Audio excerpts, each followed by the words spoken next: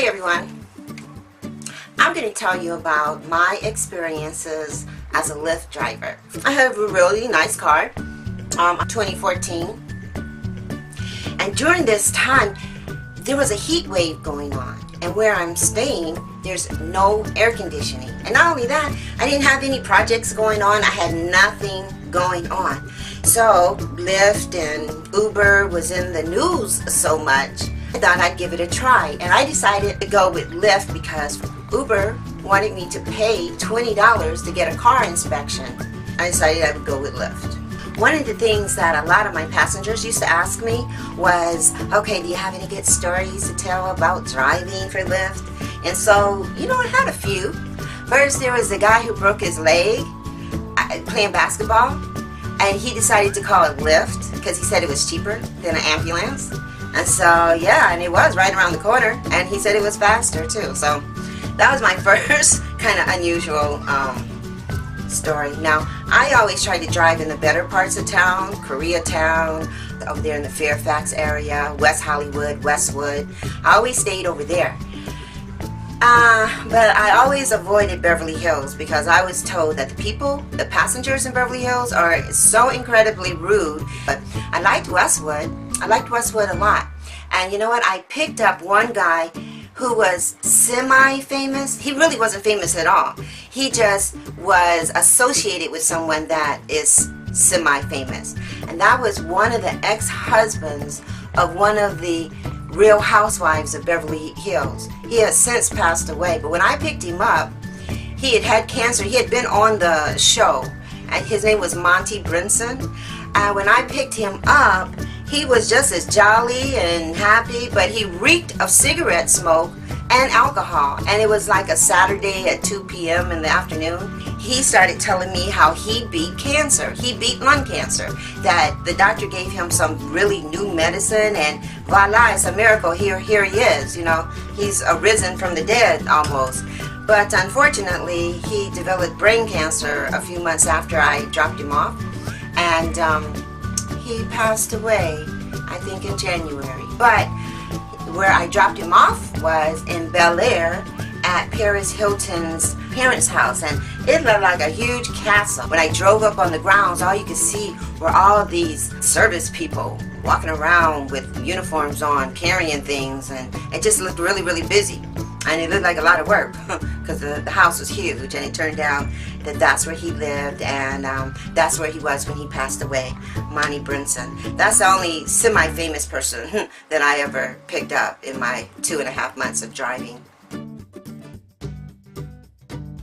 Then one of the more touching passengers that I picked up was in Westwood. I had to use the bathroom really bad, and I stopped at a mobile gas station, right? So I go inside, and it turns out there's a lady waiting for her at the bathroom, right? So there's someone in front of me, and I'm like, hopping around, really have to use the bathroom really bad and stuff. And so she looks at me, she says, oh, you can go ahead in front of me. I'm just going to wash my hands. So I said, oh, thank you so much. So I go in there and, do my business. I said to her, thank you so much. And so she said, I'm just ordering a Lyft driver right now, so I wasn't in any hurry, so it's fine. I said, oh, I'm a Lyft driver. I said, where do you want to go? And she said, somewhere in West LA. So I turned on my app, she turned on her app, and yeah, I received her, I caught her, okay, and she had a lot of scratch-offs, and that's why she was at the mobile gas station. And she didn't have a car, right? She was getting a Lyft ride. She redeemed her scratch-offs. She got in the car. Now, I had noticed that she spoke really slowly, almost like she had been drinking. I thought maybe she had been drinking. Well, anyway, so she gets in the car, and she starts telling me about herself. And she says, I'm on fentanyl. I never heard of fentanyl before. And she says, I take the fentanyl patch. And I said, oh, really? I said, what exactly is fentanyl? What is it for? And she said, it's for pain. She said, it's the strongest pain medicine on the planet. She says it's even more potent than heroin. And she has a prescription for it, and she wears a patch 24/7 of this fentanyl. So I said to her, well, why are you on fentanyl? And she said 3 years ago, when she was 26 years old, she had this boyfriend who was crazy, and they had been drinking, and she passed out, and he seatbelted her into the car, and he drove it off a cliff. with him not in it, okay? And she broke every bone in her body. He was trying to kill her, but she survived. However, she has this excruciating pain that the doctors have told her she will just have to manage and live with for the rest of her life. And she was only 26 at that time. So now the way she manages her pain is by staying constantly sluggish on this fentanyl. And she says whenever she has problems with her medical insurance and she can't get her refill or her fentanyl patches, she has to go out on the streets and get heroin. And she said, but I only inject it in the muscle. And I said, oh, what does that mean? And she said, well, you know, you can't get high when you inject it in the muscle, I guess, as opposed to injecting it in the bloodstream. And I just really felt sorry for her, because here was a person that was going to have to live the rest of her life under the influence of a narcotic. You know, most of the women passengers that I picked up, most of them were happy to have a woman driver. But there was this one woman that said she preferred men drivers. She said she can't stand women drivers because they're not confident, they lose their cool, they're constantly missing their turn or their off-ramp, and they're always flustered, and they always have an attitude. That's what she said about the women drivers. Of course, she said I was the exception. I really did enjoy meeting most of these people. Most of these people led interesting lives and were able to hold interesting conversations, and that made driving them around just a little bit more interesting, right? When I first started driving, I would go to USC, and yeah, you get a lot of calls there, but the students are, some of them are so obnoxious, okay? And I just eventually started avoiding USC, okay? However, of course, there's always exceptions, right? So I get this one young guy. This is a Friday, and they had what's called a prime time pricing going on, which means that the driver was getting paid more than usual because the demand was super high. So this particular Friday afternoon, I get this young guy from USC. He grew up in the United States. He has Pakistani heritage, right? And he's a super hip, super fly, super confident young guy. I guess he's about 21 or something like that. So this particular day took 56 minutes to drive from USC to UCLA. The GPS at the time was taking us through the back streets of Westwood. And that was just a beautiful experience. And it was probably 100 degrees that day. It was sunny, and it was almost like being in heaven, okay? And you know, I couldn't drive fast because there was really bad traffic. I have this really nice kid in the back, right, who is exceptionally mature for his age. And what are we talking about? We're talking about history, one of my favorite subjects. And he tells me, which I didn't even know, that France, back I think in the 1400s, invaded Spain and kicked out the Moors and the Muslim influence and made Spain a Catholic country. I never realized how Spain became a Catholic country. We discussed that for a good hour, and the guy was funny. He was, you know, kind of witty.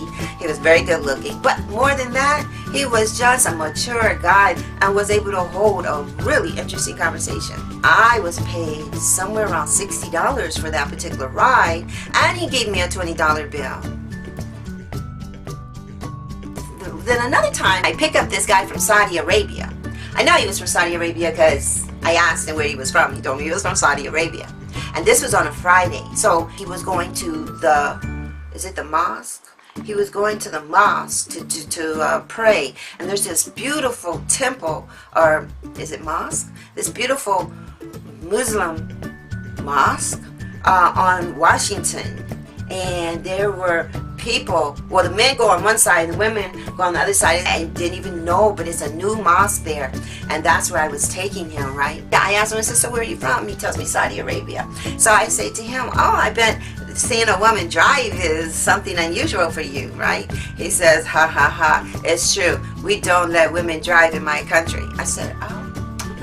And he said it kind of harshly, but I'm not sure if it was harsh because of his language and the translation into English, because I think Arabic is kind of, can be a harsh language. I don't know, but he left me a tip.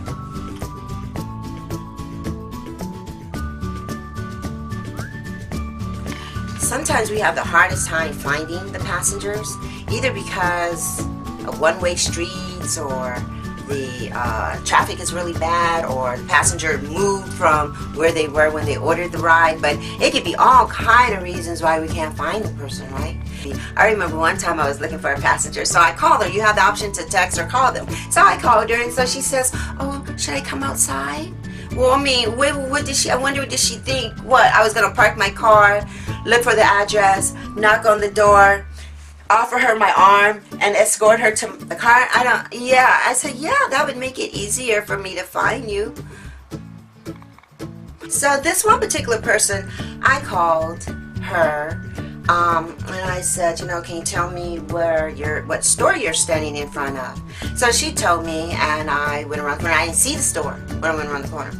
So then I called her back. I said, well, here, I'm at XYZ. Where are you in relation to XYZ? And so I guess by then, I don't know what was going on with her, but she goes, you figure it out. Bam! And she hung up on me, right? Now, see, this was in the very beginning of me driving. I was just so determined to do the right thing, right? And so I just made another effort, a big effort to really find them, even though she wasn't going to help me. Now, if she had done that like 4 weeks later, I would have just canceled the call and kept it pushing, all right? And she would have just had to order someone else, okay? And that maybe she would have given more direction to. But anyway, so I went and I finally found them. And they were 2 black chicks, okay? Around my age, probably. Short. So they could be salt and pepper shakers. One was super light skin with a blonde wig on. Another one super dark skin with a black wig on. Or weave, whatever, okay? At any rate, so they had been shopping. It was right across the street from the Beverly Center. And they had a lot of bags, right? So I pull up and I roll the window down and I say, you know, you want to put your bags in the trunk? And I pop the trunk for them. And they said, no, we don't, all nasty and stuff, no.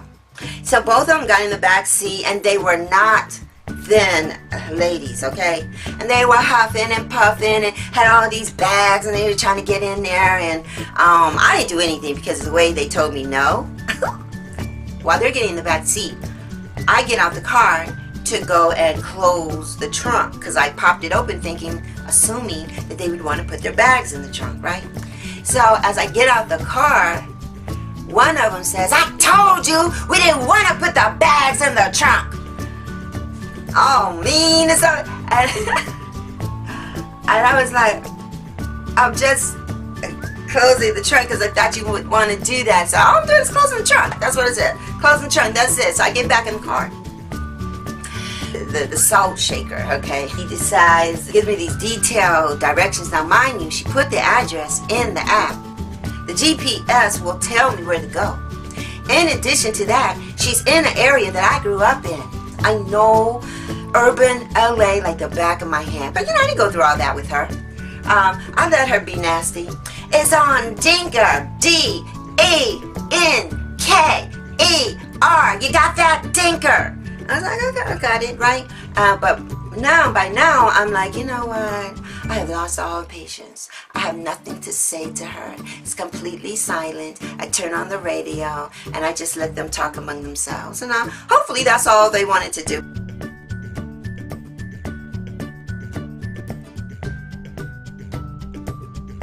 Oh, yeah, you know, you see my little trusty LYFT light?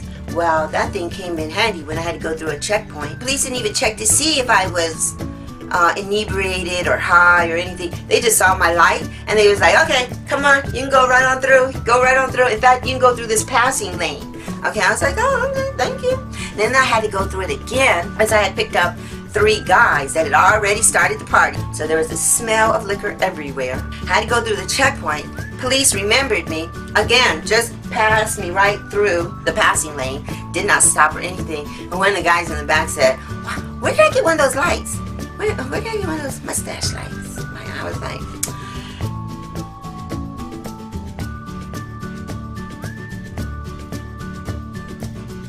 one time, I picked up this lady. I swear to God, she must have been the oldest lady I ever seen. And she said she wanted to drive for LYFT. I was like, really? Why? And I shouldn't have asked her why, because here I am with all this gray hair too, right? But I mean, I haven't shrunk. I'm a big girl. I'm vital. You know, I got energy, right? But this woman, she didn't have a cane. She didn't have a walker. But it's just a matter of minutes, hours, weeks, days. She wanted to know how much money I made, right? And normally, no big deal. I would share that, right? But she was so snotty. And so I just refused to tell her. I mean, she asked me 3 or 4 different ways, and I avoided it 3 or 4 different ways, right? Again, because she kind of annoyed me, I just kept saying to her, why would you want to drive? Because I will tell you this. One time I drove 10 hours straight, again, trying to make certain hours, right? And my hips felt so much pressure from sitting down that long. You know, oh no, it's not. It's a lot of wear and tear. I think it's physically tough. You know, it's like an endurance type of job. So anyway, I just kept saying, no, you don't want to do it. You don't want to do it. And she told me she was buying a new car just to do this driving. And when I kept saying, well, why? She was so irritated. She said, for money. Why else? I said, okay, well, if that's the only way, then okay.